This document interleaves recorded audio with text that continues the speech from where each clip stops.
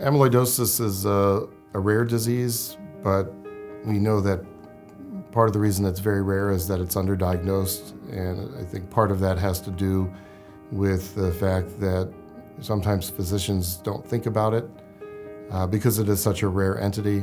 There's a very specific picture that shows up, I think, in every textbook of what's supposed to be classic amyloid presentation, which is a person who has discoloration around their eyes, almost look like raccoon eyes, or they have black eyes, and they have their tongue sticking out and their tongue is enlarged.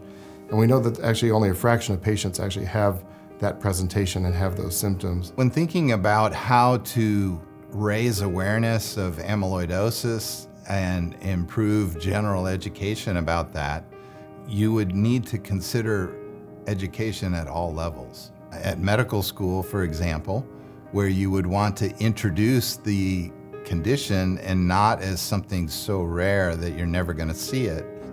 But then also, you know, in intern and residency training programs or fellowship training programs, these things need to be emphasized, that, you know, there are new therapies, there are better ways of making the diagnosis, and, you know, many times it's kind of hiding in plain sight. And you can look at basic things that are done routinely and see if there's anything that would indicate a need to go further. What specific disease entities are there? Typically we order them from what we think is most likely to less likely for that particular patient based on, again, the whole constellation of their symptoms. So for example, a 40 or 50-year-old person who had a biceps tendon rupture or bilateral carpal tunnel syndrome could be an indicator of amyloidosis at an earlier stage.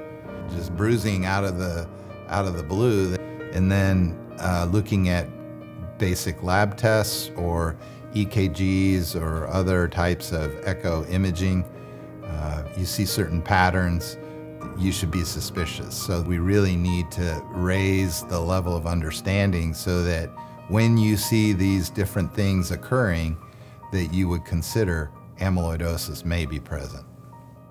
Yeah, what I would say to providers who have a patient where they're even starting to think about that diagnosis of amyloid in the back of their mind, to at least pick up the phone and call us. We're always willing to take phone calls and really just discuss patients over the phone to decide, maybe this is someone we should see, or hey, here's some specific tests we can have you start doing to see if we can narrow this down.